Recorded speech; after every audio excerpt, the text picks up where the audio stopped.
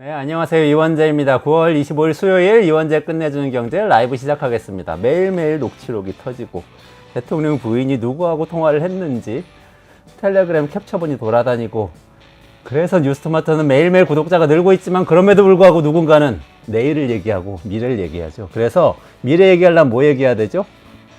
아이들 얘기를 해야 되잖아요. 우리 아이들의 미래, 교육에 걸려있지 않습니까? 그래서 오늘 뉴스토마토가 끝내주는 경제에서 특별히 교육 대통령을 모셔와서 교육에 대한 이야기 1시간 동안 해보려고 특별 대담을 마련했습니다. 유치원 원장부터 시작해서 대학 총장과 교육감까지 지낸 분이 우리나라에 계세요. 한 분 계실 것 같은데 아마? 이재정 전 경기도 교육감님 모시도록 하겠습니다. 네, 반갑습니다. 안녕하세요. 어서 오세요. 안녕하세요. 네. 그리고 같이 교육에 대해서 이야기 나눠주실 분, 그 EBS의 위대한 수업이라고 혹시 보셨어요? 그 외국의 저명한 인사들 강의하는 그 프로그램이잖아요. 그거 같이 기획하신 분이세요. 이광재 전국회의원, 현재 명지대 석사 교수님 모셨습니다. 안녕하세요. 네, 안녕하세요. 네. 세 분하고 같이 교육 얘기를 오늘 해볼 건데, 그렇지 않아도 지금 정치 시즌인 것처럼 정치 뉴스가 막 범람하는데 그 와중에 서울시 교육감 선거가 또 있지 않습니까? 근데 네.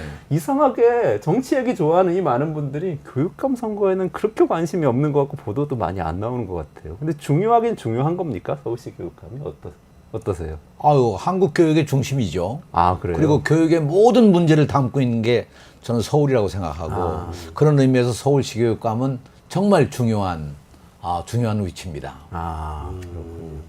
서울시 경기도 같은 경우는 1년 예산하고 인사권도 교장선생님 인사권을 다 가지고 있잖아요. 서울시 같은 경우는 어떻게 돼요? 경기도에 제가 8년 동안 일을 했는데요. 경기도 교육감으로 네. 8년 재직하셨죠. 네, 8년. 경기도 예산이 제가 2022년 떠나 나올 때 마지막으로 예산이 1년에 24조. 24조, 그리고 이제 선생님들이 한 13만 명. 13만 명. 그리고 이제 일하는 여러 이제 교직원들을 포함해서 비정규직까지 다 한다면 그게 한 6만 명 정도, 6만, 7만 정도 돼서 한 20만 명이 월급을 타고 일을 하는 그런 곳이죠. 학생은 한 65만 명. 서울이 경기도의 한 절반 정도 됩니다.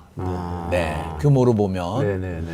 그 대신 경기도는 뭐 31개 시군이니까 넓고 많고 정말 아주 굉장히 힘들죠, 거리적으로. 그러나 서울은 딱 500년, 600년 된 한 울타리 안에서 이 만들어진 도시고 그 안에 학교가 다 같이 있기 때문에 어떤 의미에서 보면 학교 간의 경쟁도 심하고 아이들 간의 경쟁도 심하고 그러니까 또 그런 경쟁을 사회가 부추기고 그러니까 더욱 학생들은 아주 고달픈 거죠. 네. 선생님, 제가 이 학교 교실을 보면 잠자는 교실 있지 않습니까? 네. EBS에서 보니까 아이들이 엎드려 잠자는, 그리고 선생님 뭐라고 얘기도 못하는 이런 걸 학부모는 사교육 때문에 힘들고 아이들은 학원 뺑뺑이 도느라고 힘들고 선생님들은 고통스러운 나날을 보내는 이런 이 교육을 해결을 해야 되는데, 그 교육감도 해보셨고 대학 총장도 해보셨고 유치원 원장도 해보셨고 국회의원도 해보셨고, 그런데 자, 교육 대통령이다 라고 그러면 뭐를 하겠다라고 하면 한번 말씀을 한번 해주시죠.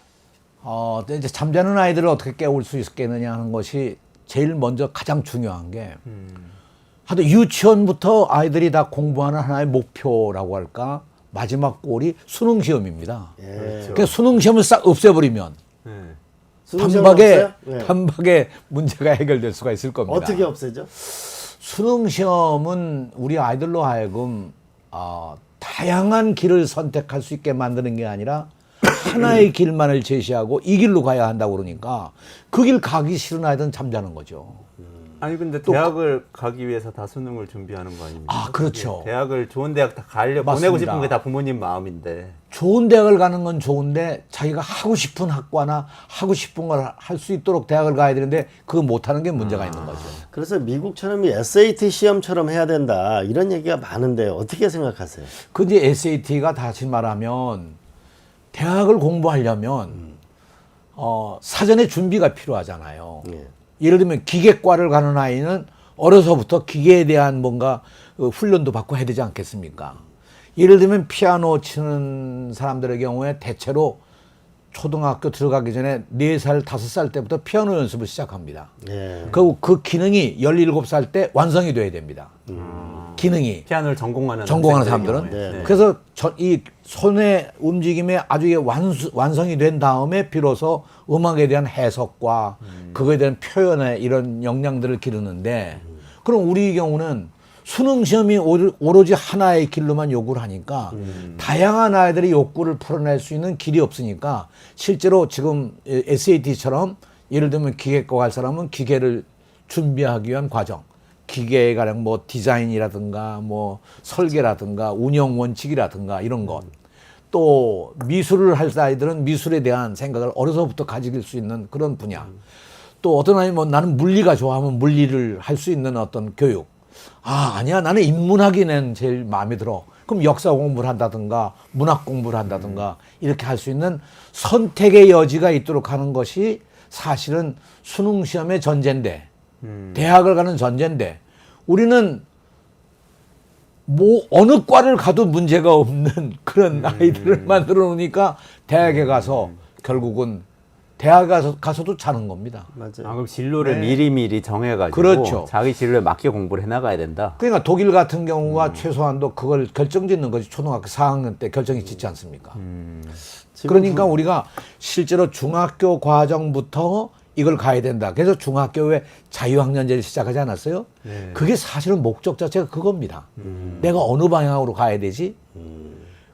그 자기가 좋아하는 방향, 잘할 수 있는 방향, 정말 앞으로 내가 일생을 두고 하고 싶은 어떤 방향, 그걸 내가 미치도록 좋아할 수 있는 어떤 분야, 이런 걸 선택할 수 있는 길을 열어주는 게 사실 자유학년제인데 그 목적대로는 지금 못 가고 있는 거죠.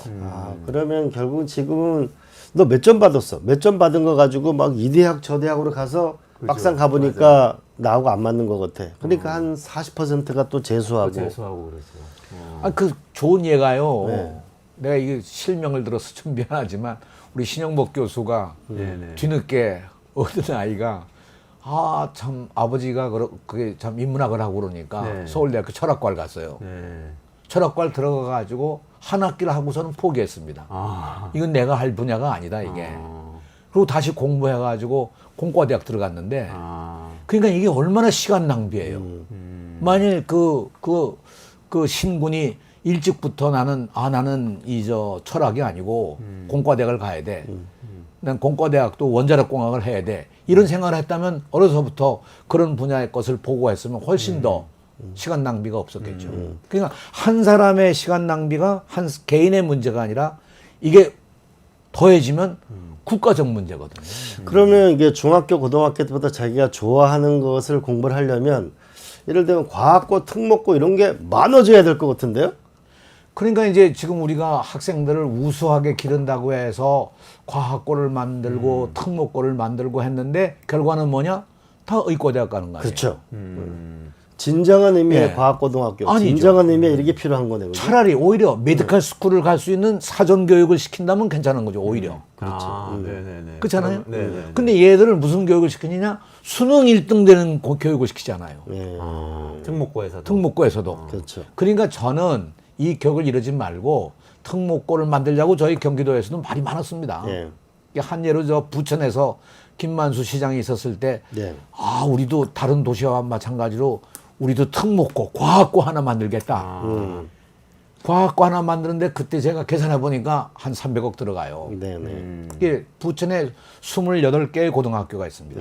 그게 내가 우리 김만수 시장한테 우리 국회의원하고 도의원하고 시의원 다 모여서 우리 토론을 한번 하자. 그리고 내가 발전하겠다. 그래서 정말 다 모였습니다. 다 모인 자리에서 제가 딱 얘기하기를 한 개의 특목고를 만드는데 300억이 들어가는데 300억을 앞으로 10년 동안 28개 학교에 1억씩 주고 모든 학교를 특목고처럼 만들자. 그랬더니 저보고 도대체 어떻게 한다는 얘기냐. 그 현행 법상에 보면 교과 중점 학교가 있으니까 어떤 학교는 외국어 중점 학교, 어떤 학교는 뭐 과학 중점 학교, 어느 학교는 예술 중점 학교. 그 진정한 의미의 과학고 외고네요. 그렇죠. 예. 이런 걸 만들어서 아이들이 그냥 자기가 선택해서 갈 수 있도록 하면 평준화의 의미도 해결이 되고 거긴 학군이 하나예요. 그 자기가 그냥 추첨으로 해서 그냥 아무데나 뽑아서 가는 거예요. 그러니까 그러지 말고 내가 원하는 학교를 갈 수 있도록 만들어 보자. 그게 뭐 특목고가 아니고 내가 정말 하고 싶은 학교를 선택해서 가면 더 성공적으로 교육이 되지 않겠느냐. 그래서 28개 학교에 정말 1년에 1억씩 주면서 10년간 준비하는데 지금 아마 한 절반쯤 지나갔어요. 굉장한 효과가 있습니다. 과학 중점 학교로 바꾼 겁니까? 그 학교들? 모든 학교가 교과 중점 학교가 된 거죠. 어디는 과학, 어디는 외국어. 외국어. 진정한 의미의 과학고등, 그렇죠. 진정한 의미의 외국어등학교 이렇게 바뀐 거지. 근데 그죠? 그걸 학교가 정했습니다. 네. 우리가 정해주지 않고 학교가. 그 어느 학교는 융합교육 중점 학교가 됐어요. 그럼 이거 여러 가지 과목들을 같이 그러죠. 가르치는 운영 자체를 통합적으로 운영하는 거죠. 그러니까 결국 학교 학생이 자기가 원하는 걸 다양하게 공부할 수 있게 하는 거네, 그죠? 이게 결국은요. 이제까지의 교육이 학생 중심이 아니라 학교 중심이고 국가 정책 중심으로 돼서 그 틀 속에 아이를 집어넣은 거거든요. 근데 그러지 말고 아이들이 선택하게 학생 중심으로 가자 그거죠. 아이들이 자기 세상을 찾아서 떠나게 해주자. 그렇죠. 자기들이 창의적으로 만들도록 하는 거죠. 그 특목고 보내는 학부모들은 이런 생각도 좀 있는 것 같아요. 교사들 문제. 그러니까 아무래도 일반고에 계신 교사 선생님들보다 특목고에 계신 분들이 더 뭔가 열성적으로 가르칠 것 같다. 또 이제 이 지자체나 교육청에서도 더 많이 지원을 하는 것 같다. 이런 인상을 많이 갖고 있는 것 같아요. 그렇지는 않습니까? 이제 그게 그렇게 이해하는 거는 특히 그 특목고나 자사고의 경우는 사립학교가 많습니다. 공립학교보다는. 특히 서울은 아주 굉장히 많은 거죠. 경기도는 별로 없어요, 사실은. 그러니까 서울의 문제가 이 특목고 자사고의 문제고 조현 교육감이 그것 때문에 참 고생을 많이 하고 떠나셨지만 아마 새로 오는 교육감민도 이 문제가 아마 첨예한 과제가 될 겁니다. 이걸 어떻게 선택하느냐가 서울 교육의 미래가 있느냐 아니냐 그런 결정이 되는 거죠. 교육 대통령이 되셨다면 어떻게 하시겠어요? 네, 저는 뭐 서울은 기필코 서울에 있는 모든 고등학교를 활성화시키기 위해서 교과 중점을 하는 그런 특목고처럼 다 만들자. 이제 그런 생각이고 둘째로는 중학교 과정에서도 아이들이 그 과목을 준비하기 위한 어떤 예비 단계로 나는 이 분야로 가기 위해서 난 이런 교육을 좀 더 받겠다. 그런 생각을 가지고 가도록 하고 셋째로는 가장 문제가 되는 게 결국 사립학교도 그렇고 이 특목고도 그렇고 다 선행교육이 문제예요. 이 선행교육 때문에 아이들이 잠을 자는 겁니다. 공부 잘하는 아이는 이미 다 아는 거니까 자는 거고 공부 못하는 아이는 선행교육을 안 받았기 때문에 잘 모르니까 그냥 자는 거고. 요새는 선행교육 안 받으면은 학교 가면 따라갈 수가 없다는데. 그건 학교가 그렇게 자꾸 아까 얘기대로 남을 이기기 위해서 경쟁적으로 다른 학교하고 경쟁하기 위한 우리 학교가 다른 학교보다 우수한 걸 나타내기 위한 그런 잘못된 교육관이 있기 때문에 그런 거죠. 그리고 현재 수능 체제를 가지면 그렇게 되겠죠. 네, 그렇죠. 그게 수능 시험을 잠깐 없애는 것. 그게 우선 저는 이 교육 개혁의 1차적인 관문이다 그렇게 생각합니다. 그러면은 대학에서는 학생을 어떻게 뽑아야 됩니까? 그래서 성공회 대학교 총장도 초대 총장 하셨잖아요. 제가 성공회 대학교를 하면서 우리 교수들하고 이야기를 여러 가지 하면서 성공회 대학교에 실험적인 걸 좀 하자 해가지고 선발 대상을 다양화시켰죠. 그래서 교육부로부터 그걸 승인을 받아서 예를 들면 40 넘은 여성들의 경우는 수능 시험이 없이 입학할 수 있도록 또 했었습니다. 그러니까 대학 교육을 받을 기회를 놓친 채 그냥 가정주부가 돼서 아이를 기르다 보면 이젠 그런 욕심이 있잖아요. 그럼 그런 분들이 수능 시험 부담 가지지 말고 들어와서 공부할 수 있는 그걸 제가 그때 처음에 시작할 때 전체 입학생 수의 한 5%. 또 민주화 운동한 가정의 애들은 부모 때문에 공부를 제대로 못 해가지고 또 어려움을 당한 애들이 있으니까 이런 아이들은 또 그런 대로 또 한 15%. 그리고 또 집이 정말 가난해서 어렵게 사는 아이들의 경우는 그런 두어서 뽑는 기준을 다 각각 다르게 적용을 했죠. 일정한 기준으로 하지 않고. 근데 지금 나는 가장 큰 문제가 결국 수능 시험이 이렇게 과열화된 것도 결국 대학이 너무 지나치게 서열화되어 있는 겁니다. 대학 네. 서열화. 이 문제는 우리가 맨 마지막에 집중 토론을 네, 한번 그래서 이 해보겠습니다. 문제는 정말 가장 아주 핵심적인 오늘의 과제가 돼야 되고 이 시대가 풀어나가지면 안 되고 특히 서울시 교육청이 이걸 안 풀어내면 또 이거 교육부가 서울에 있는 대학들을 중심으로 해서 이 문제를 풀어내지 못하면 한국 교육의 미래는 없다 그렇게 생각하는 거죠. 대학 서열화 문제 맨 마지막에 집중적으로 네. 하고요. 그다음에 또 하나는 많은 이 아마 서울시 교육감에 대해서 기대하는 건 이 사교육비. 네, 이 가처분 소득의 한 10% 이상을 네. 돈을 쓰게 되는 이 영어 유치원 아이들이 다니는데 네. 막 80만 원 막. 아주 사교육비 때문에 부모들은 아주 거의 네. 쓰러질 지경. 이거 어떻게 해결해야 됩니까? 하여간 뭐 이 사교육 그 정말 죽이는 겁니다. 가정을 파탄으로 이끌어간 상황이죠. 그래서 저는 이 사교육이라는 것이 남을 이기기 위한 경쟁에서 이기기 위한 목적으로 하는 건데 결국 사교육비 들어가는 거에 가장 많은 부분을 제가 조사해 보니까요. 결국 영어예요. 영어. 그러니까 지금요 유치원에서부터 영어를 가르치잖아요. 근데 유치원은 공식적으로 영어를 못 가르치니까 학부모가 100만 원, 150만 원씩 내고 영어 교육을 유치원이 별도로 하는 겁니다. 그러니까 그런 유치원은 학생들이 가고 그렇게 안 가르치는데 안 가고 그럼 이게 격차가 벌써 유치원부터 생깁니다. 근데 실제로 우리 이광재 지사님 뭐 여기서 생활하시면서 영어 쓰는 경우가 뭐 별로 있으세요? 거의 없죠. 거의 없죠. 우리 이원재 교수 뭐 거의 없습니다. 어디 미국 어디서 미국에서 유학했는 MIT에서 했는데 MIT 네, 세계 뭐 최고의 명문에서 공부하셨는데 실제로 사회생활하면서 뭐 영어 쓰는 일이 별로 없잖아요. 별로 없습니다. 총장님도 뭐 저는 영어권에서 사실 공부하셨지 않습니까? 영어 그렇죠. 뭐 중학교, 고등학교, 대학 영어 공부하고 그러고 성직 생활하면서도 영어를 쓸 기회가 꽤 있었는데 지금 와서 보니까 제가 유학을 하면서 6년간 캐나다에서 유학을 하고 마지막으로 토론토 대학에서 박사학위를 했는데요. 인문학 계통은 어학이 언어가 정말 세잖아요. 신학으로 하셨죠. 네. 그런데 실제로 지금 박사학위 받고 나서 한 30년 지나고 나니까 전혀 안 되는 거예요, 영어가. 안 되는 게 듣지를 못하는 겁니다. 왜냐 안 쓰면 못 들어요. 그러니까 사교육비를 없애는데 제일 중요한 건 영어다. 그럼 근데- 영어를 안 할 수는 없잖아요. 그걸 어떻게 해야 그렇죠. 됩니까? 영어를 필요한 사람은 하겠죠. 내가 정말 영어를 안 하면 안 되겠다. 그럼 어떤지 배우는 겁니다. 그래서 나는 영어를 제가 경기도 교육감 하면서 늘 강조한 것이 듣기 훈련으로부터 안 하면 영어 교육은 안 된다. 그러니 이제 오늘날과 같은 이런 시험 제도에서 시험을 보는 정도로 전제로 하면 안 볼 수가 없으니까. 그럼 외우고 뭐 이럴 수밖에 없는 거예요. 듣는 건 고사하고 문법을 제대로 배워야 되고 단어 철자를 제대로 써야 되고 뭐 이런 거니까 결국은 저는 영어 시험을 없애야 된다는 거죠. 학교에서요. 학교에서 영어 시험을 없애자. 뭐 수능은 이미 없어졌고 수능은 이제 없애고 학교 안에서 영어 시험을 없애자. 그럼 영어 공부 안 하게 되는 거예요. 영어 공부 필요한 애들만 하자는 거죠.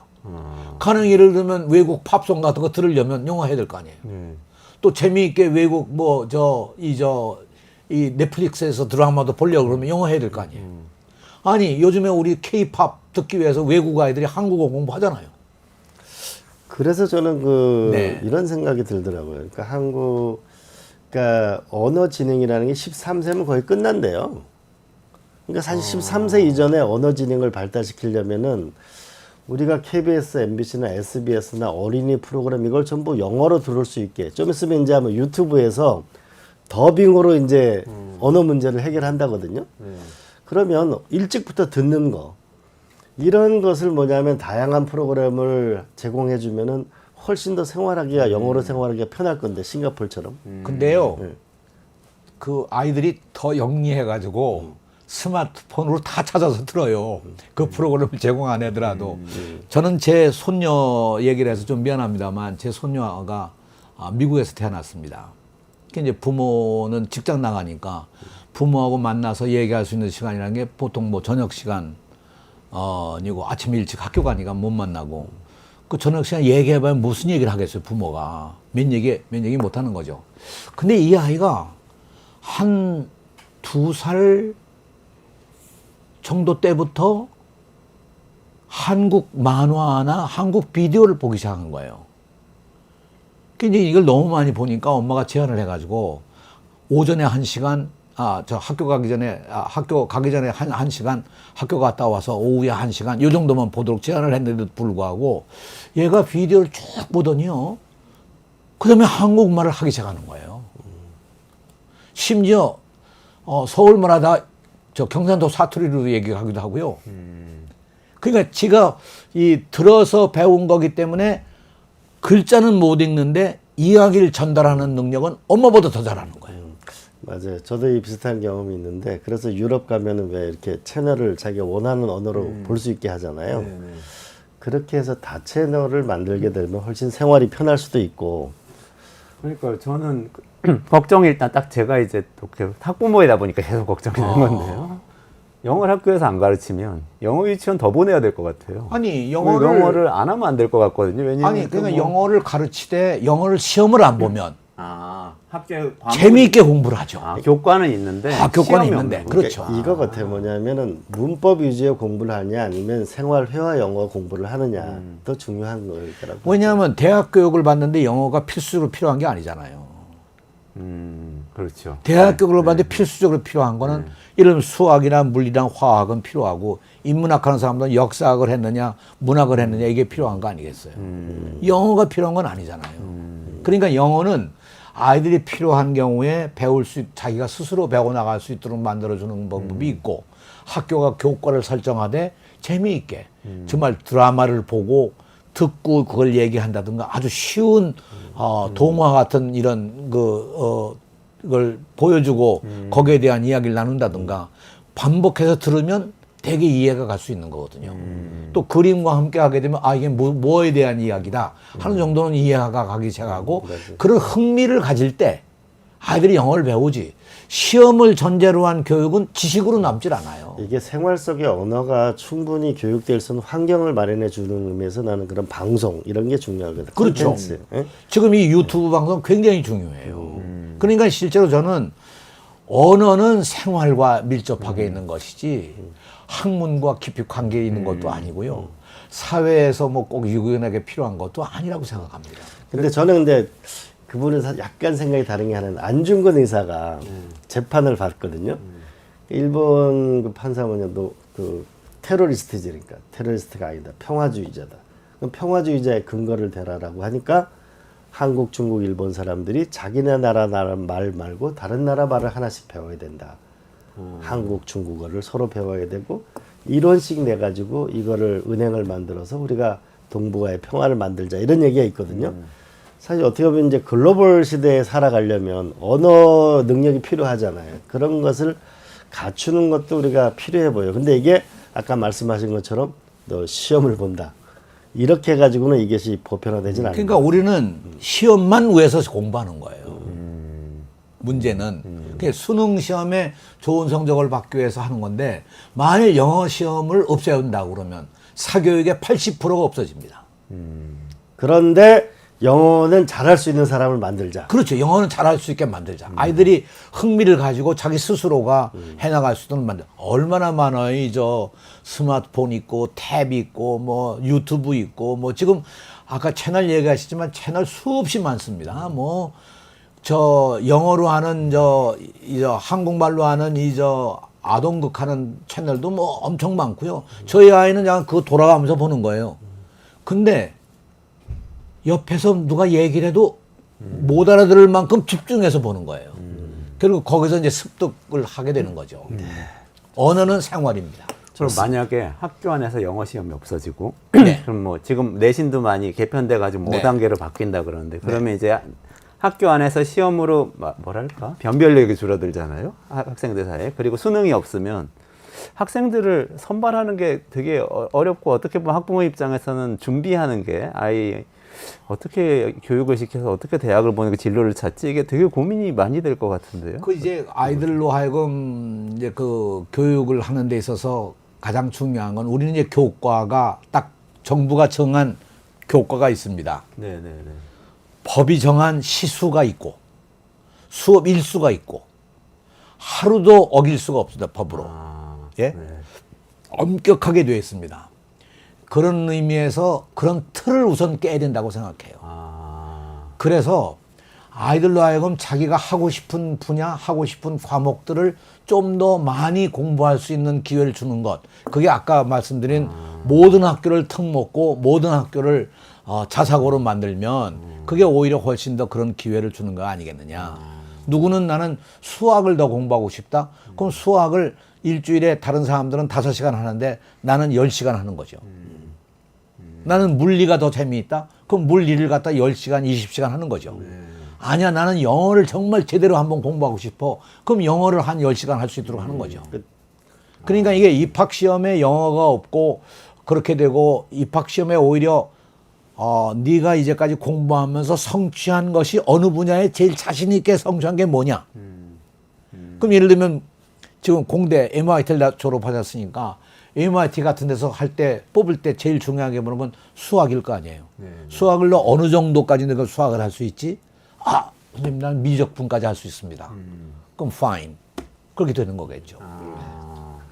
선발을 할 때 그러면 그동안에 뭘 공부해 왔느냐를 어느 정도를 실제로 성취했냐를 보고, 보는 거죠. 네, 실제 그 관련된 예. 과목들을 어떻게 그렇죠. 잘해왔냐. 오히려 그 일반적인 기준으로 우리가 너는 몇 점 받았다, 몇 점 받았다, 이거 평균해서 몇 점이니까 너는 합격이다. 이거는 의미가 없는 거죠. 너는 누구냐?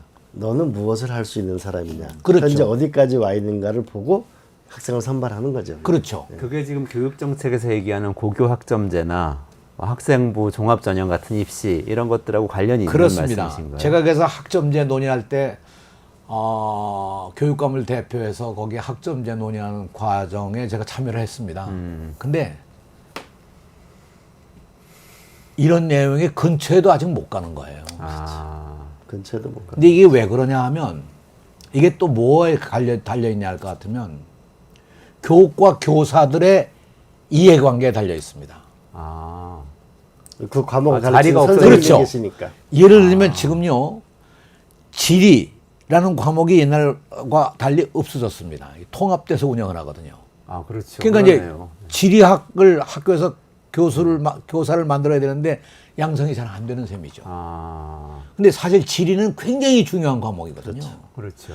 그거는 어떤 의미에서는 인문학 속에서도 가장 중심되는 거고 지리를 모르면 이 지금 자연환경의 변화도 알 수가 없는 거거든요. 세계사를 알 수도 예. 없고. 근데 그게 오히려 쇠퇴해 있는 거예요. 오케이, 알겠습니다. 그래서 나는 이런 것이 그 아주 굉장히 복잡하고 여러 가지 이해관계가 얽혀 있는 거지만 우리가 흔히 얘기하는 학생들 중심으로 해서 미래 사회에 어떻게 해야 이 문제를 해결할 수 있겠냐는 것을 내다본다면 자연스럽게 이걸 해결할 길이 만들어질 거라고 봅니다.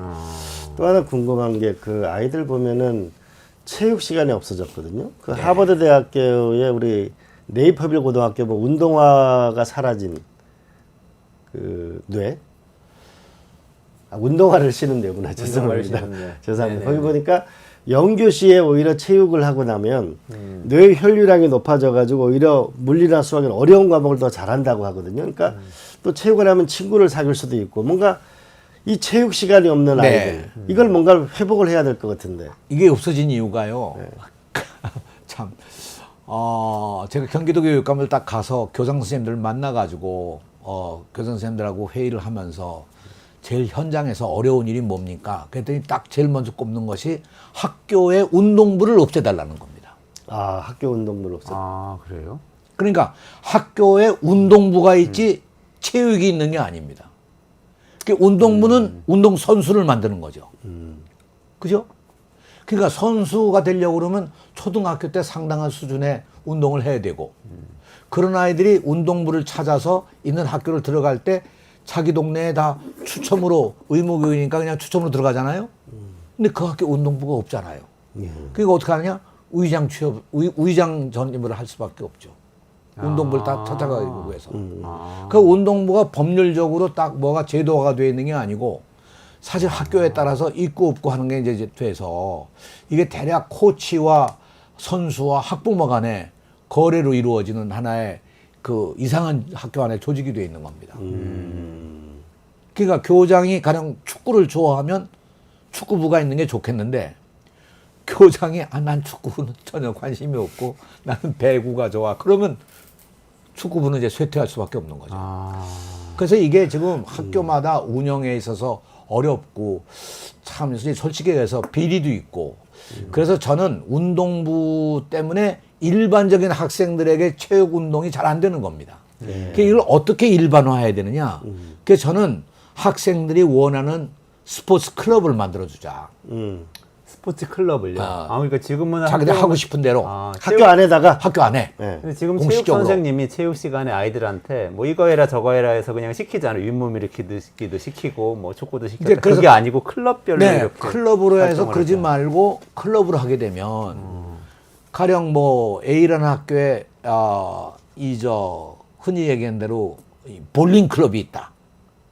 그럼 볼링 클럽을 코치해줄 사람이 필요할 거 아니겠어요? 그럼 일주일에 한 번쯤 가서 어서 선생님 코치하면 다른 학교 이렇게 왔다 갔다 하면 한 선생님이 한 10개 학교도 코치를 하면서 10개 이상의 클럽을 운영할 수 있을 거 아니겠어요? 근데 그 코치 이런 분들이 뭐 국가대표나 이런 분들을 하면 훨씬 더 아이들의 집중도가 높을 텐데. 더 집중도 높죠. 올림픽에 나간 선수라든지. 실제로 제가 제 가까운 분이 축구 국가대표 선수입니다. 저보고 얘기가 국가대표를 졸업한 다음에 나와서 취업이 안 된다 이게. 지금은 수백 명입니다. 국가대표까지 했는데도 국가대표까지 했는데도 일자리가 없는 거예요. 그래서 내가 이 스포츠 클럽을 다양하게 해서 학교마다 뭐 탁구 클럽도 있고 무슨 뭐 아까 얘기했던 볼링 클럽도 있고 배구 클럽도 있고 농구 클럽도 있고 그러면 그런 데는 좋아하는 애들이 모여서 하고 그런 클럽들끼리 지역에서 대항을 해가지고 우수한 애들이 뽑히면 그야말로 유소년 프로팀으로 들어가는 거죠.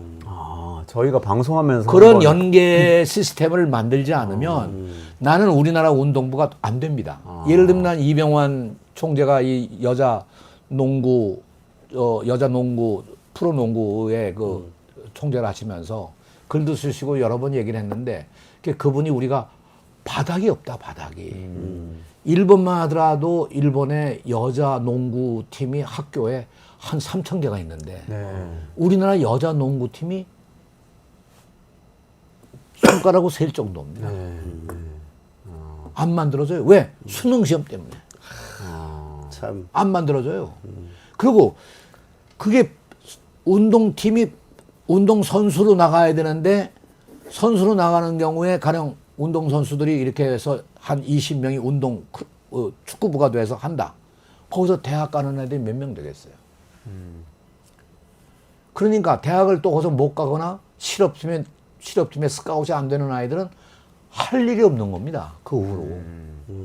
공부도 제대로 못해. 축구에 픽업도 안 돼. 그러니까 이런 여러 가지 문제들을 좀 더 풀어가기 위해서 아이들이 즐겁게 축구를 즐기고 난 프로로 가지는 않지만 재미있게 그 룰도 보고 전략도 읽고 그러면 자기가 스포츠의 팬이 될 수 있잖아요. 나는 우리나라 프로축구나 프로야구나 이런 경우도 나는 저변 확대라고 하는 건 어린아이들로부터 그런 취미와 흥미를 가질 수 있도록 하는 스포츠 클럽이 만들어지는 게 필요하다고 생각해요. 그러니까 학교 내 스포츠 클럽이 그렇습니다. 학교 네, 밖에 학교 내. 전부 또 하나의 사교육비거든요. 그러니까요. 학교밖에 아니라 학교 내. 주말에 축구 그리고 그 코치를 학교가 제공해 준다는 거죠. 그러니까 그럼 공교육대로 지방자치단체하고 연계해서. 교육하고 연계해서 네. 국가대표 선수나 우수한 선수들이 축구 코치를 그렇죠. 돌아가면서 이제 수 지역에서 있도록. 해주고 그러면 훨씬 또 좋아집니다. 실제로 아마 내가 알기로는 프로팀에 스포츠 토토에서 나오는 수익금이 가는데 거기 일정한 퍼센트를 유소년 운동을 발굴하는 데 쓰도록 돼 있는 걸로 알고 있어요. 그러니까 그것도 조금 더 하고 뭐 로또도 좀 뭐다 좀 돈을 내고 그러면 나는 충분히 우리나라에 저변 확대를 안 하면 우리나라 앞으로 올림픽에 나가서 농구, 배구, 축구 여기서 이기는 일이 거의 없을 겁니다. 맞습니다. 벌써 지금 딱 처지잖아요. 아이들에게 다양한 체육을 그냥 뭐냐면 좀 전문가들한테 받는 자기가 좋아하는 운동을 할 필요가 있어 보여요. 그리고 요번에 보니까 스탠포드 출신의 올림픽 메달리스트가 어마어마하게 많이 나오더라고요.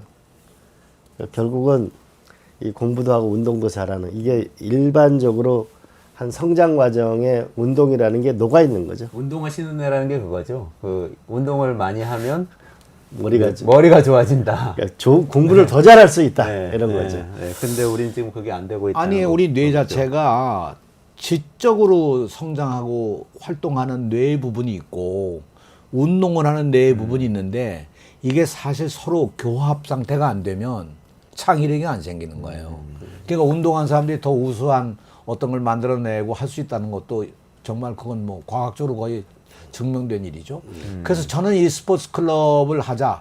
그래서 사실은 제가 경기도 교육감 하면서 경기도지사하고 몇 차례 그걸 얘기를 하고 우리 도에 정말 우리가 한번 클럽들을 한번 만들어 보자. 해서 실제로 경기도는 지금 학교마다 상당수의 클럽이 만들어졌습니다. 네, 알겠습니다. 그래서 서울이야말로 나는 서울교육청에 이번 서울시 교육감을 뽑는데 새로 뽑히는 교육감이 좀 서울시 내 모든 학교에 초중고에 스포츠 클럽을 만들겠다. 탁견입니다. 아이들에게 체육 시간. 그럼요. 예. 근데 지금 논쟁은 그런 분위기가 아니고 뭔가 애들한테 공부를 더 시켜야 된다는 거 가지고 교육감 선거 논쟁을 벌이고 있는 것 같은데요. 잘 놀아야 공부도 잘합니다. 잘 놀아야 공부도 네. 잘한다. 책상 앞에 10시간 앉아 있다고 해서 성적이 늘어나는 것도 아니고 그리고 또 지금 시대는요, 인공지능 시대에는 그야말로 창의력의 시대입니다. 그러니까 어떤 사람이 놀라운 발상을 하려고 한다면 하지만 운동도 하고 뭐 다양한 이런 걸 하고 하면서 그런 속에서 자기 생각이 달라지는 거죠. 네. 그러면서 글 쓰신 거 보니까 그런 면에서 학교 공간이 사람의 교육에 가장 중요하다. 그래서 학급 시설을 학습 시설을 바꿔야 된다. 네. 이런 말씀. 이게 구체로 어떤 내용이죠? 제가 이제 우리나라는 다 학교에 가 보시면 아시지만 다 교실이 쫙 있고 복도 있고 복도에서 나가면 운동장이고 그죠? 그러니까 함께 모일 수 있는 공간이 없습니다. 흔히 얘기하는 대로 우리 집에서도 살면 가족들이 다 같이 모이는 흔한 얘기대로 옛날 시골집은 마당에 평상 하나 놓고 식구들이 다 모일 수 있었잖아요. 지금 우리가 거실이라고 해서 가족들이 다 모여서 뭐 텔레비도 보고 얘기도 안 하고 과일도 같이 먹는 그런 공간이 있는데 학교는 이제까지 전통적으로 그런 공간이 없었습니다. 그러다 이제 와가지고 학교에 애들이 모일 수 있는 그런 사랑방 같은 공간을 새로 만드는 학교들은 다 만들기 시작하고 현재의 공간들을 좀 고쳐서 그렇기도 합니다. 근데 어떻게 됐으냐 우리는 교실입니다. 그 1학년 1반은 1학년 1반 교실에서 하루 온종일 공부하고 가고 1년 내내 1학년 1반 교실에서 공부를 하는 겁니다. 맞아요. 그러니까 이게 공간이 새로워지지 않으면 새로운 생각도 안 나고 이 지루해져 가지고요 잠만 옵니다 사실은. 근데 공간이 새로워지면 정신도 맑아지는 거죠. 그래서 제가 학습 중심의 교실로 만들자. 그러니까 미술 공부할 시간은 미술실에 가서 하는 거고 네. 음악 공부는 물론 음악실에 가서 하는 거죠. 미국처럼 하는 거네요. 네.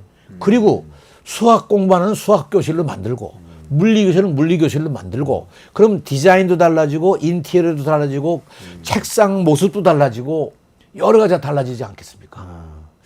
그 공간 말씀하시니까 그 카이스트의 정재승 교수가 이런 말씀하시더라고요.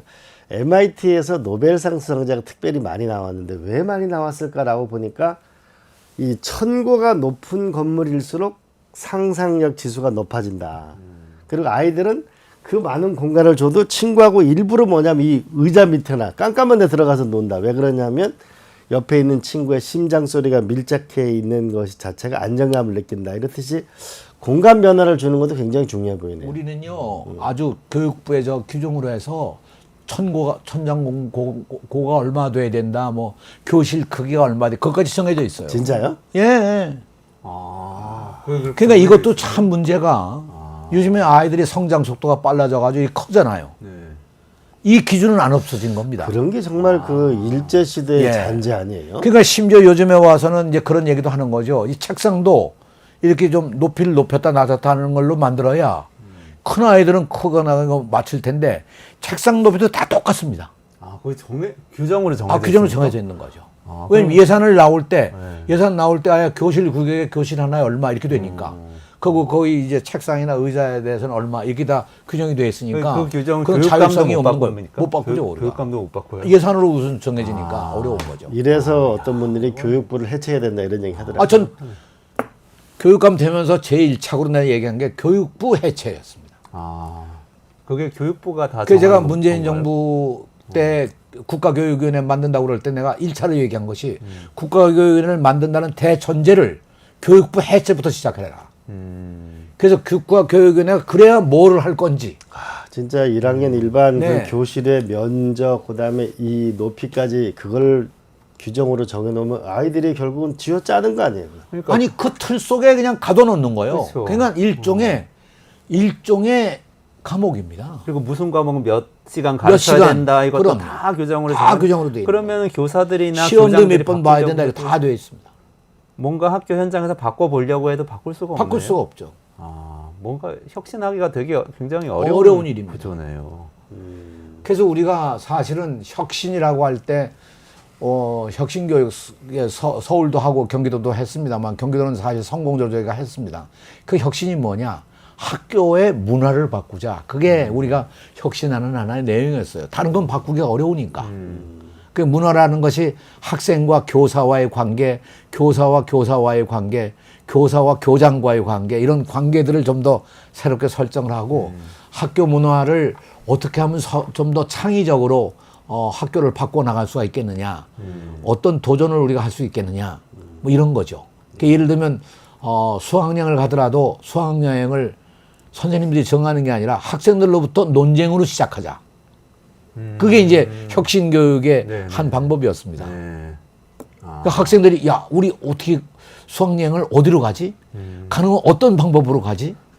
진짜 그것도 아이들이 다 재밌겠는데요? 상의를 하도록 하는 거죠. 근데 잘 정하나요, 아이들이? 정하죠. 그것도 이제 결국 세월호의 비극의 한 영향으로 그래도 그런 변화가 서서히 오기 시작해서 지금은 수학여행을 전체가 가지 않고 한 반이 가기도 하고 그렇게 따로따로 정해서 자기들이 정해가지고 네네. 네 그렇게 가는 데가 아주 많습니다. 한꺼번에 다 타고 이동하는 그렇죠. 걸 지금 좀 꺼려하죠. 근데 이제 학교 교장들은 이게 두렵죠. 사고 날까봐. 그래서 우리가 이 교육에 있어서 가장 중요한 것이 어떻게 획일성을 회피하고 다양성을 가져오느냐 하는 거죠. 지금 공간의 문제 뭐 이런 게 다 그거에 연관된 이야기들입니다. 다양성을 회복하기 위해서 학교별로 다 중점학교로 과학 중점학교, 뭐 외국어 중점학교, 뭐 수학 중점학교 이렇게 바꿔야 하고, 그리고 입시도 수능이라는 천편일적인 시험을 없애고 다 각자 자기 진로에 맞춰서 맞는 과에 전공에 진학하도록 하고 이렇게 만들잖아요. 그렇죠. 그러니까 대학 이게 이제 입시가 그러면 이제 대학으로 간다고 그럴 때 대학이 뭐 예를 들어서 뭐 서울대학교면 서울대학교가 입학 시험이 하나로 딱 돼서 전체 신입생 지망자가 와서 입학 시험을 보는 게 아니라 각 과별로 보는 거죠. 평가를. 그러면 대학 서열화를 없애는 뭔가 획기적인 조치가 있어야 될 것 같은데. 그렇죠. 그러게요. 그렇게 되면 다들 서울대 가고 싶어 하니까. 문제는 이제 대학마다 그걸 서열화를 없애서 어느 대학을 가든 우리가 다 그런 교육을 제대로 받을 수 있다. 이제 그렇게 하려고 그러면 저는 이제 예를 들면 뭐 미국에 있는 뭐 UC가 뭐 버클리도 있고 얼바인도 있고. 여러 군데 있잖아요. LA도 있고 미국의 캘리포니아 주립대학이 그렇게 돼 있죠. 네. 나는 국립대학교가 전국에 몇 개라고 그러던가 있는데 그걸 국립대학 간의 차이도 굉장히 큽니다. 우선 예산 지원이 다릅니다. 잘 아시지만 모든 게 서울대학 중심으로 서울대학하고 가거든요. 지방하고 어마어마한 차이입니다. 그래요? 서울대학교하고 부산대학교 엄청 차이 납니다. 그걸 국가에서 지원하는 돈이 금액이 그럼요. 차이가 금액에서 난다는 차이가 거죠. 나. 그러니까 이게 지금 사실은 국가가 어떤 의미에서 국립대학부터 격차가 심한 거예요. 그래서 저는 국립대학을 다 하나의 대학으로 만들자. 국립대학을 다시 말하면 하나의 대학으로 만들자. 전부 서울대학교를 만들어서 서울대학교 관악 캠퍼스, 서울대학교 인천 캠퍼스, 서울대학교 목포 캠퍼스, 서울대학교 청주 캠퍼스 이렇게 만들면 그리고 학생들이 어느 캠퍼스를 가든 선택적으로 갈 수 있도록 하자. 가령 내가 보기에 가령 청주 캠퍼스에 가면 그 유명한 이하문계 교수의 강의를 들을 수 있다. 그럼 거기를 선택해서 가는 거죠. 그 뽑는 것도 전국이 뽑아서 그냥 추첨으로 갈 수 있으면 제일 좋습니다. 그 학생들도 움직일 수 있고 교수도 움직이고. 그래서 이 평준화라고 하는 것이 다시 말하면 대학의 평준화만이 아니라 지역 발전에 엄청난 기여를 합니다. 그게 이제 프랑스 같은 데면 이제 프랑스가 파리 1대학, 파리 2대학, 파리 3대학 이렇게 나눴잖아요. 그리고 그런 지방에 있는 대학에 파리 대학이라는 이름을 주고 학생들에게 대대적인 혜택을 주는 거죠. 학교 소르본느 같은 데가 대학 번호 파리 8대학 뭐 이런 파리 식으로 8대학 편집이 된 네. 거죠. 그래가지고 학교에 대한 대대적인 인센티브를 주고 학생들한테도 인센티브를 주고 그 지방으로 옮기는 기업한테도 또한 인센티브를 주는 거죠. 예를 들어서 이광재 교수님이라고 하셨죠? 예. 또 우리 이원재 교수도 예를 들면 이원재 교수가 가면 보니까 목포대가에 가 계시다. 그럼 목포 캠퍼스로 나는 이원재 교수 강의를 듣기 위해서 거리로 좀 가고 싶다. 갈 수 있는 거죠. 예를 들자면 거기에 더해서 이제는 정말 IT 시대니까 예? 줌으로 교육한다든가 혹은 사이버로 교육한다든가 해서 얼마든지 그걸 다 교육을 같이 참여할 수 있고 쉐어할 수 있고 사실은 미네르바 대학교 같은 거의 기본적인 이미지가 바로 그겁니다. 캠퍼스를 옮겨 다니는. 네? 이게 공간을 아까 그냥 교실의 공간이 아니라 캠퍼스 자체를 옮겨 다니는 거고 미네르바 대학은 그 캠퍼스를 대륙간으로 옮겨 다니는 거죠. 그러니까 그 보는 관점과 이런 것들이 아주 달라질 수 있다고 생각합니다. 저는 이게 그렇게 어렵지 않다고 생각해요. 지금 이렇게 안 하면 지방 분권, 지방 발전 어렵습니다. 지방에 소멸되는 것도 결국은 지방에 좋은 대학이 있으면 지방도 소멸되지 않는데 지방의 대학들이 서울에 있는 대학과 현저한 차이가 있다? 그럼 지방이 살아나갈 수가 있겠습니까? 참 이게 우리 아이들이 전 세계 IQ 보면은 전 세계 2위인데 이 아이들이 정말 학교 교실에서 자고 있고 다 우수합니다. 네? 자고 있고 학부모는 사교육 때문에 아이들을 학원에 뺑뺑이를 돌고 있는데 그래가지고 대학이라고 갔는데 전 세계 뭐냐면 50위 안에 드는 대학이 거의 없잖아요. 없죠. 그러니까 그럼요. 싱가포르의 난양공대가 전 세계 8위 대학이거든요. 그럼 뭔가 이 근본적인 우리가 이 교육 개혁을 하지 않으면 이 미래가 없고 너무 불행한 대한민국이 되는 것 같아요. 국제적인 경쟁에서 우리는 이미 떨어져 있는 거고 우물안 개구리로 좀 나가가지고 여기서 아무리 서울대학을 가고 포항공대를 가고 한들 그거 가지고 어떻게 뭐가 이게 이루어지겠습니까? 그리고 그런 교육을 받을 수 있는 충분한 교육이 중고등학교에서 있어야 되는데 제가 교육감 8년 하면서 느낀 거는 대학 교육과 초중고 교육은 연계가 전혀 안 됩니다. 이게 이제 문제인 거죠. 그래서 저는 국립대학을 그렇게 다 하나의 캠퍼스를 만들고 지역에 있는 대학들은 국립대학과 그 아소시에이션, 이 연대 관계를 만들어서 학과를 공동 운영한다든가 학위를 공동학위로 준다든가 이제 그런 방법으로 해서 사립대학도 좀 더 이 국립대학 수준과 같이 예우를 받을 수 있는 걸로 간다면 나는 그것이 훨씬 더 좋지 않겠냐 하는 생각이죠. 총장님 말씀드리면 저는 제 경험에 의하면 다양성이 참 중요하다는 생각이 드는 게 제가 학교 다닐 초등학교 때 공부를 지지도 못했거든요. 근데 나머지 공부를 한 학기 동안 하고 나니까 제가 전혀 다른 학생이 됐거든요. 근데 그 나머지 공부를 저를 발견하고 저에 대해서 애정을 가진 이경희 선생님인데 그런 선생님들이 각 아이들마다 한 3억 분의 1의 경쟁을 뚫고 태어나는데 그 아이 하나하나를 다양성 있게 해줄 수 있는 그 시스템이 있으면 정말 빛나는 별이 되잖아요. 지금 정말 중요한 얘기 하셨어요. 어느 한 분야를 뛰어나게 잘하게 되면 다른 분야도 다 올라갑니다. 역량이. 그 보는 관점이 달라지기 때문에 그런 거죠. 그래서 저는 학생들이 정말 자기가 하고 싶은 걸 할 수 있는 그런 기회를 제공하는 것. 그것이 교육의 가장 기본이라고 생각해요. 지치면 지는 거고 미치면 세상을 바꾸는 맞아요. 혁신 인자가 되는 거네요. 미친놈을 만들어야 돼요. 어느 분야에 미치게 해서 그 분야에 자기가 정말 자신 있게 할 수 있다. 그런 사람이 이제 앞으로의 인공지능 시대에서는 살아남을 겁니다. 넌 정말 어느 분야에 네가 정말 자신 있게 할 수 있는 게 뭐냐. 그래서 우리가 흔히 얘기한 대로 군뱅이도 구르는 재주가 있지 않느냐. 그 얘기가 사실은 옛날 격언 속에서 굉장히 중요한 교훈이에요. 아니 그게 저는 우리 어릴 때에 비하면 지금 학급당 학생 수가 굉장히 줄었지 않습니까? 그러니까 예전에는 네. 뭐 50명, 60명 되던 게 지금 20명 되고 아마 더 줄어들 것 같은데 앞으로 그러면 사실 말씀하신 그런 한 명 한 명 학생들의 끼를 잘 살려주는 교육이 가능할 것도 같은데 교사들이 할 수 있을 것 같은데 안 되는 이유는 뭘까요? 그게 이제 지금까지 교육이 하나의 통으로 만들어서 똑같은 시험을 보고 똑같은 교과를 배우고 거기서 등수를 매기고 등급을 매기고 하니까 실제로 1등급, 2등급, 3등급 정도 되는 아이들 이외에는 다 포기합니다. 그러니까 나는 뭐 해도 안 돼 이런 식이고 1등급, 2등급, 3등급 되는 아이는 왜 되느냐? 이 과외 공부를 통해 가지고 선행 교육을 시키니까 그런 거죠. 그 수능 시험도 다 변별력 그래가지고 대학 교수들이 시험 문제 어렵게 내가지고 선행 교육이 없이는 못 풀도록 만들잖아요. 학교에도 마찬가지입니다. 우리 학교가 좀 더 우수한 학교가 되기 위해서 좀 더 어렵게 이제 가르치는 거죠. 그래서 저는 그 수준별 수업이 참 중요하다고 생각하는데 맞습니다. 네. 제가 핀란드나 이런 데 가보니까 학교 한 교실에 선생님이 2분, 3분 계시는 거예요. 그러니까 지금도 서울에 있는 학교 가면은 뭐 베트남 아이들은 2명, 3명 정도 있어요. 한국어를 잘 못하거든요. 그러면 선생님이 2분, 3분 정도 지금 교대 졸업하고 나서 지금 아예 학생 수가 줄으니까 선생님이 안 되고 있잖아요. 임용이.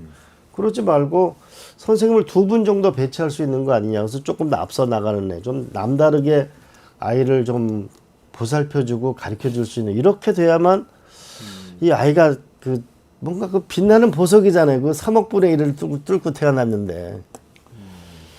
그러니까 우리가 이제 출산이 적잖아요. 그러니까 한 명 한 명이 정말 과거보다도 훨씬 더 소중하고 그 아이들이 어떻게 성장하느냐에 따라서 우리나라의 미래가 달려 있어서 아까 우리 이원재 교수 얘기하신 것처럼 정말 한 명 한 명을 어떻게 우리가 뛰어난 아이들로 만들어가느냐. 어느 분야인가 그가 제일 잘할 수 있는 분야를 뛰어나게 잘할 수 있도록 만들어주는 교육으로 가야 되는데 이제 그러기 위해서는 저는 이제까지 아마 해왔던 교육학이라 이런 것이 이제는 효용이 다 됐다고 생각합니다. 특히 인공지능 시대에 와서 우리가 생각해야 될 것은 정말 우리가 발상의 전환을 하고 남이 못 보는 걸 볼 수 있고 그 보고 거기서 뭔가를 찾아낼 수 있고 하는 능력. 아까 수준별로 말씀하셨는데 이게 이제 자칫 오해를 하면 이걸 이제 또 다른 등수가 아니냐 그러는데 자기가 우리가 왜 게임을 하면 뭐 1등급, 2등급, 3등급 있잖아요. 점수가 있죠. 그러니까 성취감이 있는 거거든요. 도전이 되고. 그러니까 그런 성취감과 도전을 할 수 있는 그런 계기를 만들어주는 교육적 방법론이 나와야 되는 거죠. 지금 이제 쭉 말씀을 들었는데요. 이거를 사실 구체적으로 구현을 해야 되지 않습니까? 근데 서울시 교육감 선거가 지금 목전에 있는데 교육감 사실 경기도 교육감 오랫동안 해오셨기 때문에 이런 궁금증이 좀 들어요. 그러니까 사실 이 선거에 굉장히 중요한 선거고 많은 사람들이 관심을 갖고 있는데 사실은 누가 나오는지도 잘 모르고요. 그리고 진보 교육감, 보수 교육감이라고 말은 하는데 그냥 나는 국민의힘 지지자니까 보수 교육감 찍어야 되나 봐. 이런 식으로 사람들이 생각하는 수준이란 말이에요. 실제 그게 무슨 의미인지, 우리 아이들한테 어떤 영향을 끼칠지 그런 부분을 좀 한번 대화를 나눠주시면 좋을 것 같아요. 흔히 얘기하는 대로 진보 교육감이냐 보수 교육감이냐를 이제 구별할 때 가장 이제 쉬운 구별의 방법은 어떤 변화를 추구하느냐 아니면 지금 상태에서 더 우수한 아이들을 길러내도록 하느냐 요거의 차이일 거예요. 이게 우수한 아이들을 길러낸다고 그러면 경쟁을 유발해서 한층 더 서울에 있는 학교들을 뭐 특목고를 더 만들어 나가고 이런 목적을 가지겠죠. 이제 그런 건 이제 보수적인 거라고 볼 수가 있고 아니야 이런 틀을 벗어나서 한 사람 한 사람 아이를 소중하게 여기고 이 아이들이 어떻게 교육을 받을 수 있도록 하느냐는 새로운 교육 방법과 변화를 모색한다면 그건 이제 또 진보적인 거라고 얘기할 수가 있겠죠. 교육에는 이념적인 건 하나도 없습니다. 정치권에서 얘기하는 것처럼 이거 진보나 보수를 가령 이거는 이념적으로 좌파냐 우파냐 그러는데 그건 교육에는 전혀 그게 없습니다. 오히려 학생을 어떤 시각에서 보느냐 하는 그 관점, 그리고 현재의 교육을 어떻게 좀 변화시켜서 우리 아이들이 좀 더 즐기면서 행복하게 공부할 수 있도록 만들어 가느냐 하는 것이 하나의 기준이 될 수가 있겠죠. 근데 서울은요, 정말 500년 넘는 고도 아니겠습니까? 그리고 우리 대한민국의 대표의 도시일 뿐만 아니라 세계적인 도시고 딱 잘 짜여져 있어서 한 울타리 안에 그야말로 학교들이 있어서 학교 간의 경쟁이 엄청 심합니다. 그래서 저는 학교 간의 경쟁보다 오히려 어느 학교가 더 우수하냐가 아니라 어느 학교가 더 좋은 학교냐. 사실 아이들을 사랑해주고 아이들이 학폭도 없고 아이들이 서로 격려하면서 공부할 수 있고 거기서 어떻게 창의력을 길러나가고 하는 그런 교육. 더 나아가서 아이들이 하고 싶은 것들을 마음껏 할 수 있는 학교로 모든 학교를 변화시킬 수 있다고 그러면 그런 경쟁은 사라지겠죠. 그래서 절대로 학교 간 경쟁이라고 하는 것을 정말 새로 뽑히는 교육감은 좀 잘 만들어 가시면 좋을 것 같습니다. 사실 옛날 지난 일이지만 좀 돌아가셨어요. 옛날 서울시 교육감 하시던 유인종 교육감님 같은 분은요, 당시 그 특목고 만들려고 할 때 대단히 반대하셨던 분입니다. 네. 근데 그 잘못된 생각으로 이렇게 온 거죠. 이게 우리들 생각이 참 묘한 것이, 이제 서울에서도 인류의 개념은 원래 있었던 것이 중학교입니다. 인류중학교. 인류중학교. 이런 개념이 옛날에 그러니까 있었습니까? 인류중학교, 인류고등학교. 이게 있으니까, 인류의 개념이 중학교부터 시작하니까, 이 박정희 정권이 들어섰을 때 인류를 없애자. 그러니까 중학교를 없앤 거죠. 중학교 예를 들면 입시를 없앤 경기중학교, 거죠. 서울중학교 이게 없어진 겁니다. 그리고 이 고등학교들을 다 아니야. 이러지 말고 여기다 두지 말고 이거를 다 흩어서 강남으로 새로운 지역으로 가야 돼. 그래가지고 전부 강남으로 보냈죠. 그래가지고 흔히 얘기하는 대로 오히려 파락군을 만들어낸 거죠. 이게 인류 학교는 없어졌는데 인류 지역이 만들어진 거죠. 강남에. 이제 이런 게 우리가 해온 하나의 정말 쓰라린 이야기입니다. 그 당시 돌이켜보면 강남에 그 학군을 만들어 놓은 이유도 결국 강남 불패, 부동산이 아주 강하게 뛰어오르고 그러다 보니까 정치적으로도 강남은 전혀 다른 세계 같이 되고 서울에서의 다른 특별시가 만들어진 셈이겠죠. 하여튼 그런 결과에서 저는 학교를 어떻게 다양하게 만드느냐 하는 것이 나는 서울의 미래고 대한민국의 미래라고 생각해요. 저도 이제 국회의원 해보고 이제 도지사 해보고 이거 해보는데 결국은 인재가 있는 지역이나 나라가 결국 흥할 수밖에 없는 것 같아요. 인재와 돈이 몰리는 나라가 결국 선진국이 되는 건데 인재를 키우는 건 결국 교육인데 그러면서 결국은 한 인간이 다양한 모습을 가지고 있잖아요. 그럼 거기에 맞는 다양한 교육을 하려면 그걸 발견해야 되잖아요. 사실 0세부터 3세까지 지능의 80%가 발달한대잖아요. 그럼 0세부터 3세까지 아이를 어떻게 우리가 이 애를 발굴할 수 있는 걸 사회적 책임을 다하고 거기에 맞는 교육을 지원하려면 모든 역량과 재원과 이거를 저는 교육에 쏟아부어야 된다고 봐요. 우리나라에서 예를 들어서 영재학교라는 게 있었어요. 지금도 아마 서울에도 영재학교가 있을 텐데 영재학교가 뭐냐 하면 많이 안 온 거죠. 그래서 선행교육을 시켜가지고 학원교육을 받은 아이들이 영재가 됩니다. 근데 그게 영재가 아니거든요. 그렇죠. 시험을 잘 보는 기술이 있는 거죠. 그게 제일 슬픈 그러니까, 일이죠. 네, 슬픈 일이에요. 영재는 그야말로 그 아이가 갖고 있는 최고의 재질과 재능과 역량을 발휘할 수 있도록 만들어주는 게 영재가 되는 건데 그러니까 수학의 영재, 뭐 미술의 영재, 음악의 영재 다 있잖아요. 그러면 저는 이런 생각이 들더라고요. 강원도에서 해봤던 경험이 있는데 만약에 연세대학교가 인근에 있는 초중고등학교를 지원하면 훨씬 다양한 게 생길 겁니다. 고려대학교가, 그렇죠. 서울대학교. 왜냐하면 대학교 안에는 워낙 리소스의 인적 자원이 많잖아요. 외국인 유학생들도 많고.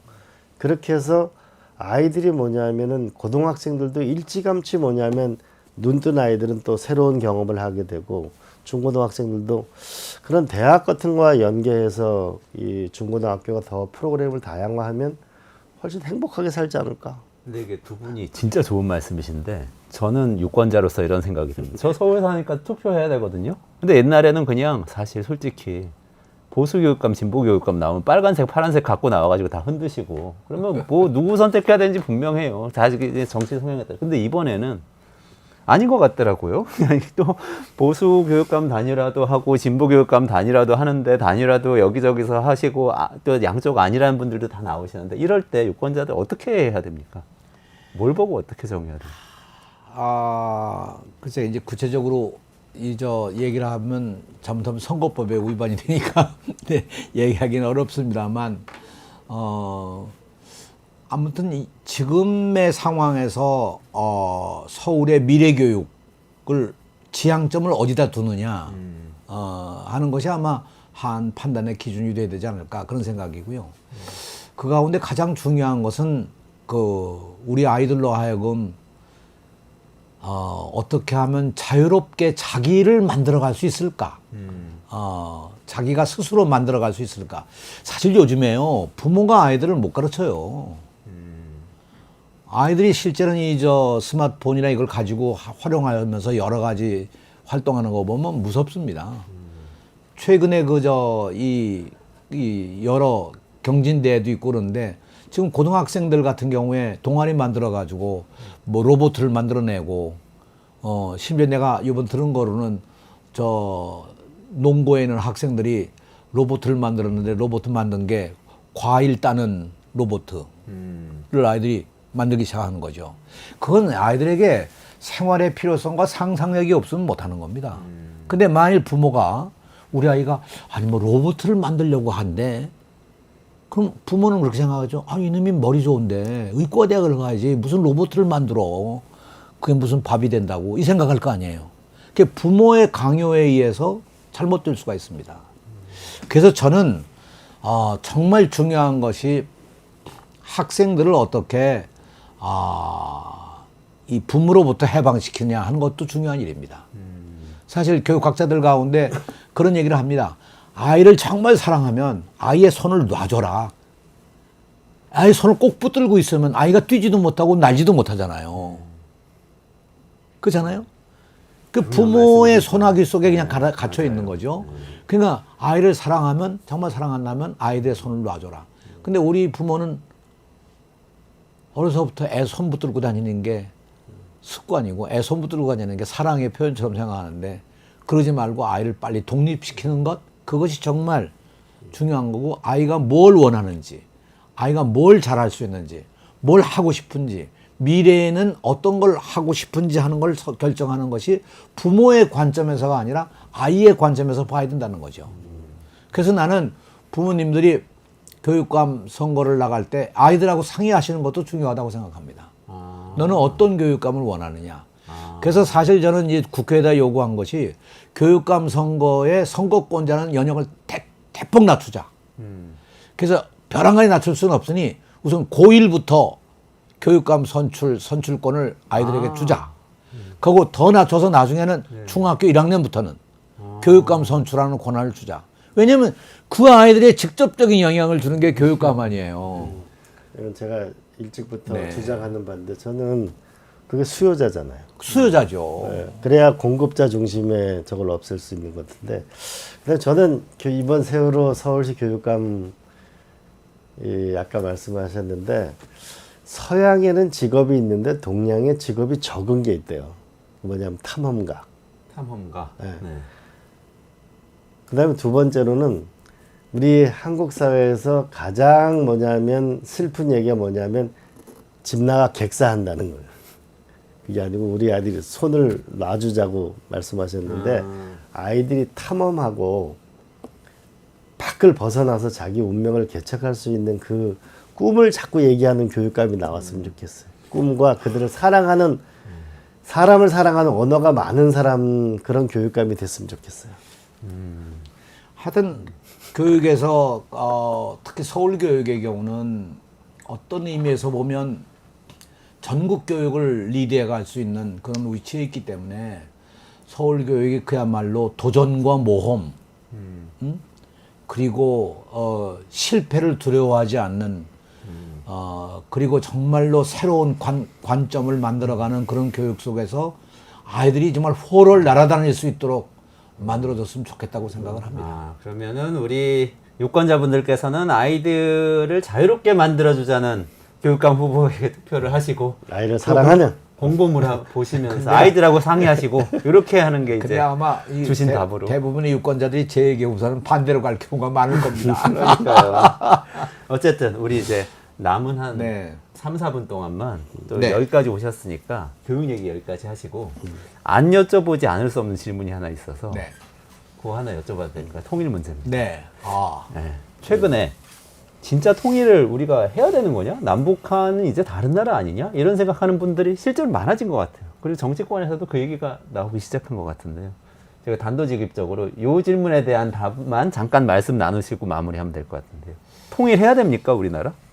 저는 최근에 그 임종석 그 실장이 통일하지 맙시다. 통일 말도 하지 맙시다. 뭐 이런 얘기한 거는 그 진위가 거기 통일하지 말자는 것보다는 오히려 제대로 된 통일을 바라보면서 통일의 길을 가야 되지 않겠느냐는 반어법이라고 그렇게 생각을 했어요. 통일은 우리가 반드시 가야 될 일입니다.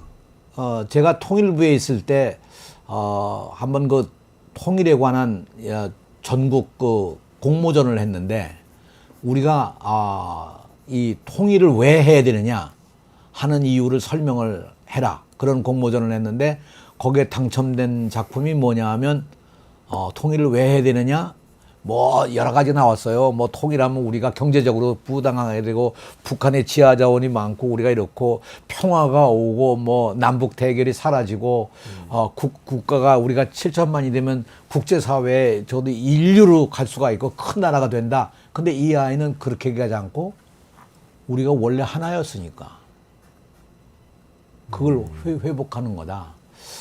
근데 문재인 대통령께서도 그 평양에서 2018년 9월 19일 능라도 경기장에서 그야말로 연설을 하시면서 우리가 5,000년 함께 살았고 70년 나눠 살았는데 이제 정말 이걸 70년 분단의 역사를 깨고 이제 통일로 가야 되지 않겠냐는 얘기를 했죠. 근데 저는 이 통일이라는 개념을 어떤 사람들은 여러 가지로 뭐 해서 이 뭔가 이게 금방 어떻게 해소가 돼서 독일 통일되는 것처럼 그렇게 통일되길 바라겠지만 독일 통일도 사실은 굉장히 긴 기간 동안을 거쳐서 이 소통하고 협력하고 그랬거든요. 우리 돈으로 서독이 동독에 들어본 돈만 해도 수십 조입니다. 약 한 20, 30년 동안. 그리고 동독과 서독 간에 왕래한 인원만 해도 매년 거의 한 200만 명씩 한 20년 동안 그렇게 왕래를 했거든요. 그런 게 축적돼서 독일 통일이 온 것이지 절대 통일이 그렇게 쉽게 오지는 않습니다. 난 오늘날 우리 상황이 너무 어려워져서 북쪽에서 뭐 두 국가론을 얘기하고 우리 남쪽에서는 뭐 힘에 의한 통일을 얘기하고 이러는 상황에 있어서 정말 통일이라는 게 오히려 더 우리에게 불행을 가져오는 게 아니냐 이런 얘기를 하고 할 수가 있겠지만 우리의 목표는 통일이고 통일이 없이 평화가 이루어질 수가 없다고 생각합니다. 한반도의 평화는 통일을 전제한 평화지 또 통일을 위한 평화지 다른 게 아니라고 생각합니다. 그러나 여기에 단계가 있겠죠. 난 이 단계를 그동안 징검다리를 만들어 오듯이 뭐 7.4 공동성명, 노태우 대통령 때 7.7 선언, 또 91년 남북 기본 합의서, 그리고 2000년 6.15 김대중 대통령의 남북 6.15 공동선언, 또 이제 14 남북 그 정상선언.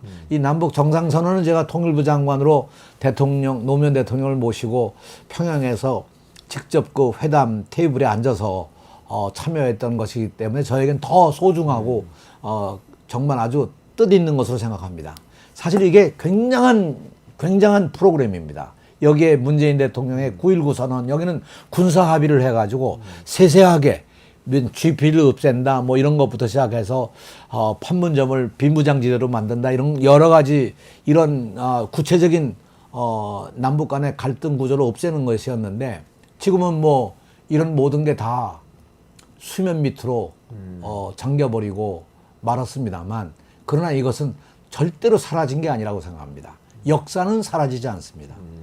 역사는 다시 그 생명력을 가지고 다시 나오는데, 그러기 위해서 남북 간의 평화를 위한, 또 통일을 위한 단계적인, 점진적인 인내를 가지고 끊임없이 노력하면 우리에게 평화의 시대가 반드시 오고 통일의 역사가 온다고 생각합니다. 이 통일에 대한 소망 버리면 안 됩니다. 우리의 소원은 통일. 네. 그 남북이 같이 부를 때 감동적이었어요. 네. 어떻게 보세요? 저는 우리의 소원은 평화이고 그리고 통일이죠. 근데 지도자라는 것이 현재 통일이 어렵죠. 지금. 그러나 이 꿈을 버려서는 안 된다.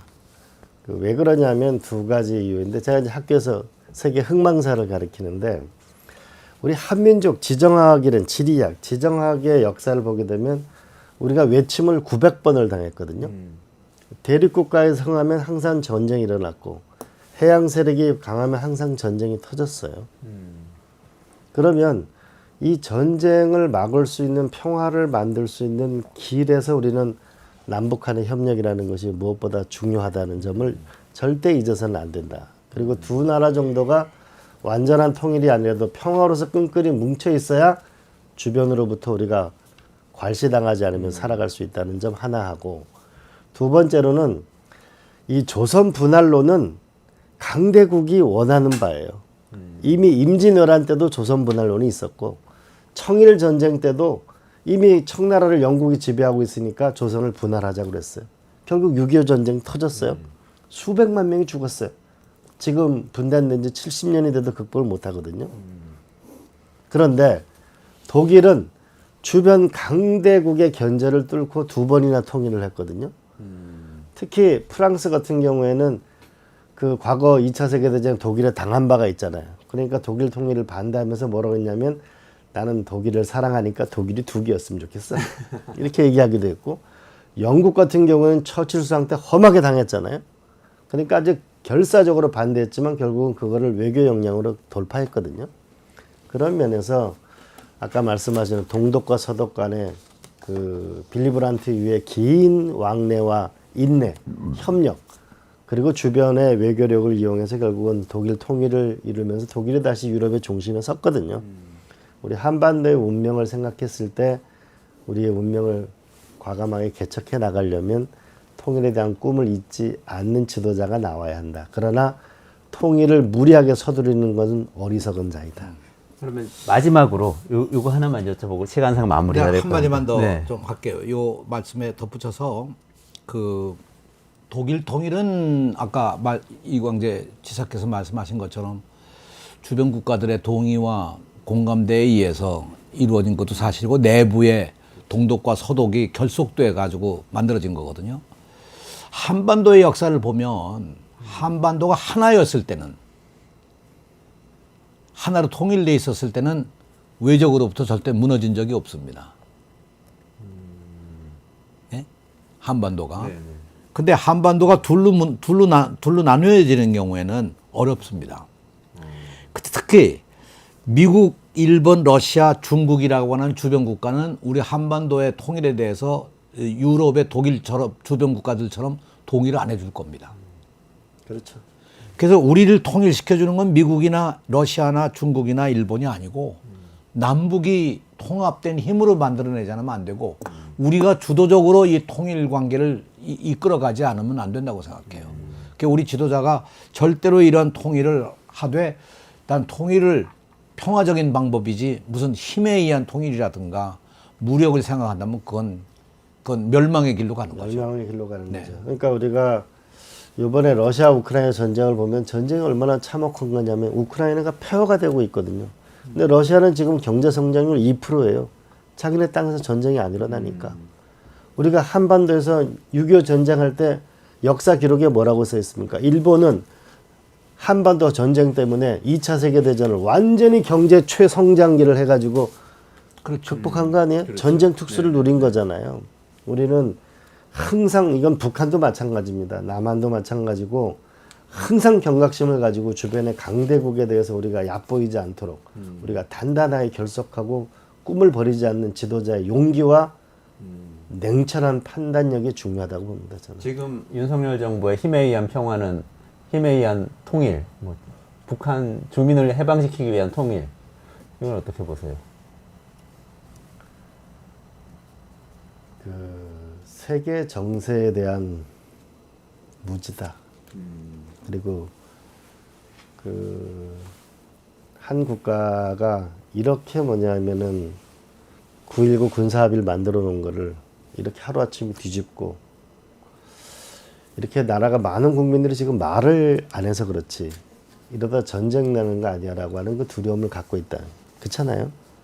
이런 상황을 만들어서는 절대 지금 미중 패권 전쟁이 세계적인 전쟁이 지금 일어나고 있는데 이 기술 전쟁을 우리가 어떻게 이길까? 왜냐하면 한반도에 투자를 해야 되는데 한반도의 남북 리스크가 크다고 하면 우리 경제는 무너지는 거잖아요. 그런 면에서 전 세계의 현재 상황을 보고서 우리 역량을 보고 평화를 만드는 것. 그게 현재 가장 중요한 가치다라고 생각합니다. 저는. 알겠습니다. 그리고 그런 지금 무리한 통일은 국가를 어려움에 빠친다. 지금 상황에서요, 저 한반도에 전쟁이 일어나게 되면 그거는 핵전쟁이에요. 우크라이나 지금 전쟁이나 이거하고는 상황이 다릅니다. 곧장 핵전쟁으로 가는 거고요. 그건 곧 멸망인데 이런 점에서 나는 우리 정부가 잊지 말아야 할 것이 과거에 이 통일을 위해서 쌓아온 이 여러 과정들의 그 역사를 잊으면 미래는 없는 겁니다. 한반도에 네. 힘에 의한 통일을 하겠다는 것은 핵전쟁을 불사하겠다는 뜻이다. 이렇게. 그거는 멸망의 길로 가자는 거죠. 아, 그렇군요. 적어도 그거는 우리가 절대로 공감하거나 받아들여서는 안 된다고 생각합니다. 한마디 보태면은 한반도의 유사 상황 시나리오 이런 거를 세계적인 전략 연구소가 하잖아요. 이게 누구 땅에 들 줄 알아요?